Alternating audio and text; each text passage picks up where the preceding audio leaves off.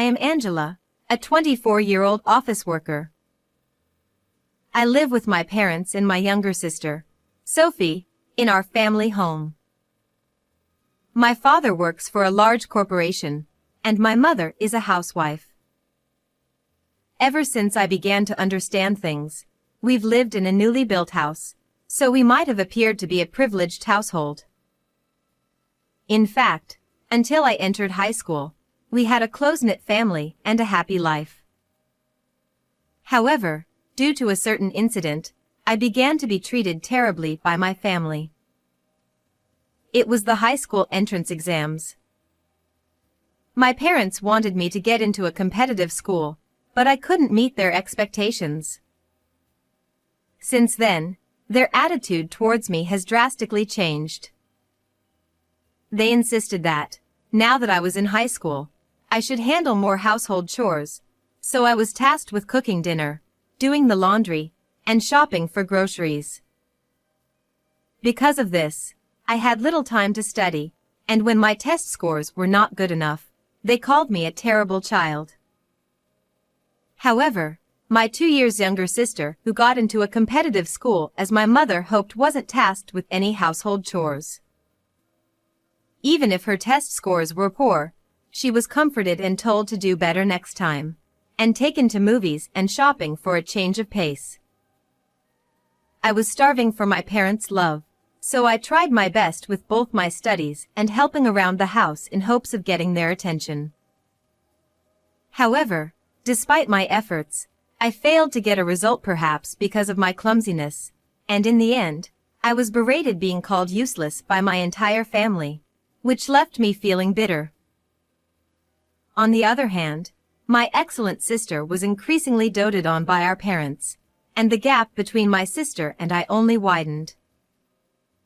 Even after I became a working adult, my parents' attitudes remained unchanged, and if anything, they became even colder towards me than before. I know the reason for this. When I started job hunting, my mother suggested that I apply to a company owned by relatives, but I refused. This was because I had already decided on the job I wanted to do, and I had narrowed down the companies I wanted to apply to.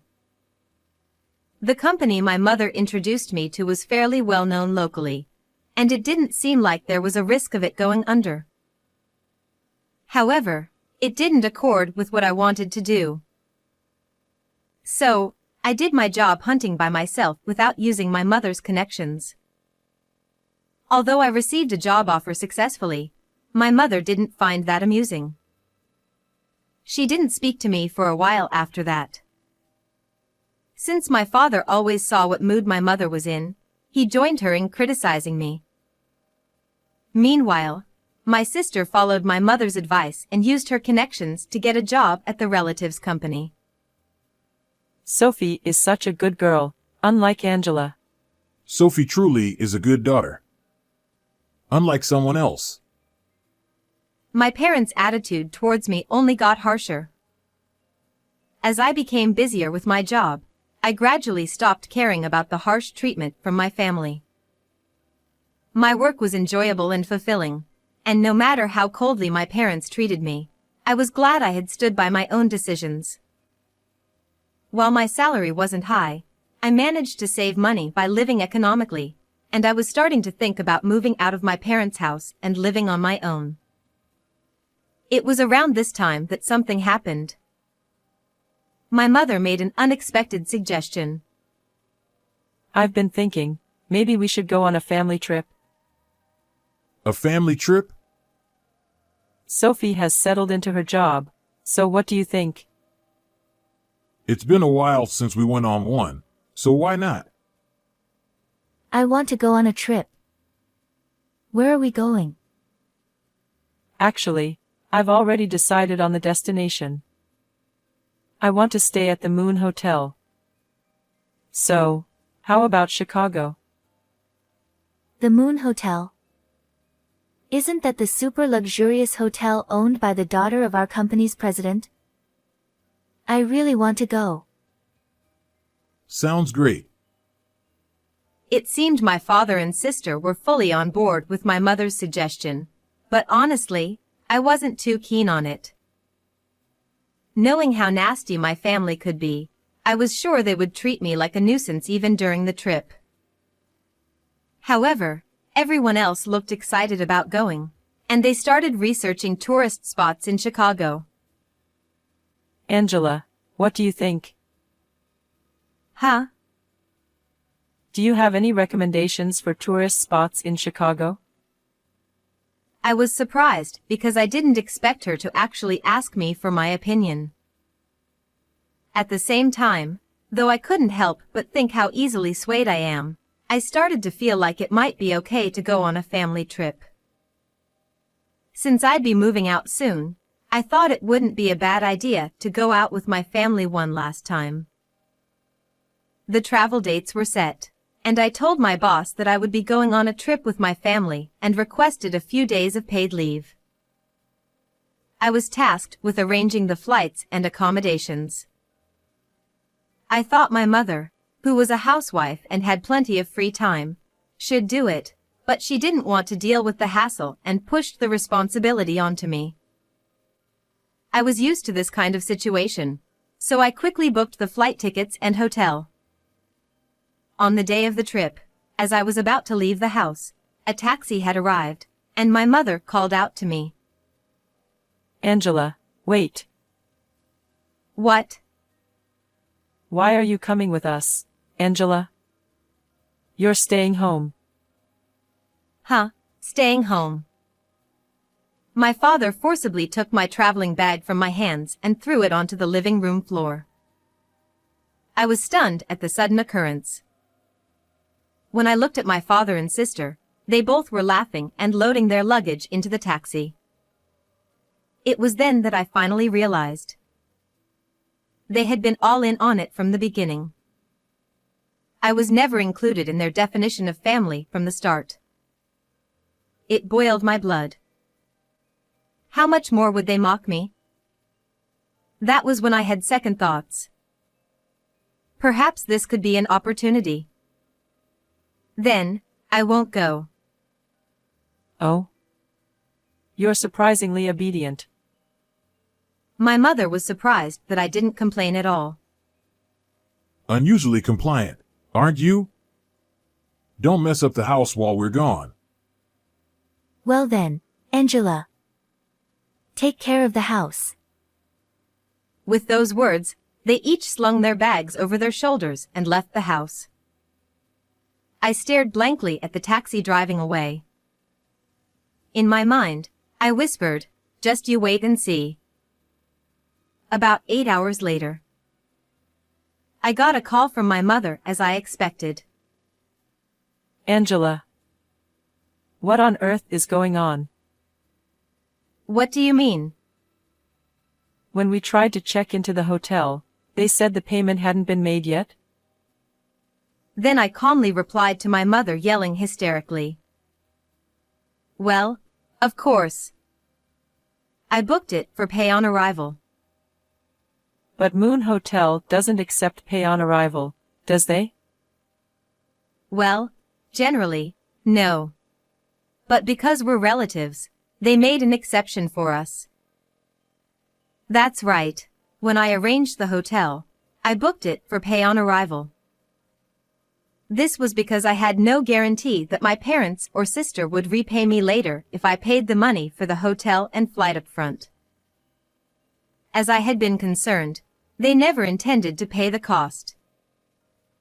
I could feel their panic over the phone.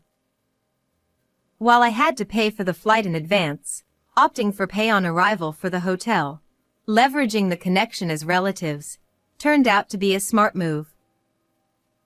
My parents and sister, who had assumed that I had already taken care of the payment, must have been quite flustered when they were asked to settle the accommodation fees at the front desk. Why didn't you pay in advance? I don't have money for the hotel. Of course, if I had gone, I would have paid on arrival. But it was you who decided to leave me behind, right? You should figure it out yourselves. Then you should have told us. I never thought I would be left behind like this. It can't be helped. If you can't afford the hotel, why don't you sleep around there? With that, I ended the call. It must have been quite humiliating for our family, who were so concerned about appearances, to cause such a fuss at a hotel owned by a relative and managed by the daughter of my sister's company president, simply because they couldn't pay. As I left the house that had been my home for 24 years, I couldn't help but feel the corners of my mouth twitching with suppressed laughter. Initially, my revenge was meant to end here. However, it took an unexpected turn. The panic and commotion caused by my parents and sister at the Moon Hotel were far worse than I had imagined. According to what I heard later through relatives, my parents and sister kept negotiating at the front desk for a while, trying to see if they could lower the bill for my portion since I wasn't there. Of course, same-day cancellations weren't accepted, and eventually, my father ended up paying the full amount with his card. The scene of my family shouting over the phone, demanding to know why the bill wasn't settled, and then pleading for a reduction in the fees for one person, must have caused quite a stir in a luxury hotel. Furthermore, Moon Hotel typically operates on a strict reservation-only policy and doesn't usually accept pay on arrival. It was only because we were relatives that they made an exception for us. However, despite this special arrangement, my parents' outrageous behavior left a strong negative impression on the management of Moon Hotel. Naturally, this incident reached the ears of my sister's company president through their daughter, who was the manager of Moon Hotel. As a result, my sister, who had already secured her position through connections, found herself in a worse position within the company. Now, it seems that her chance of career advancement is utterly hopeless. My sister, whose treatment at work visibly deteriorated, lashed out at our mother, who had recommended the job through connections. This rebellion from my sister, who had never shown any defiance before, drove our mother to madness. And my father is frustrated with both of them. Well, it seems like all three of them are experiencing a picture-perfect kind of unhappiness. As for me, everything has been going smoothly since I left home. Work is still enjoyable, and my personal life is thriving. Recently, I've been discussing the future with the man I've been dating for a while, and it looks like we might get married in the near future. If we have children, I want to use my parents as a bad example and ensure that I shower them with unconditional love equally and create a warm household.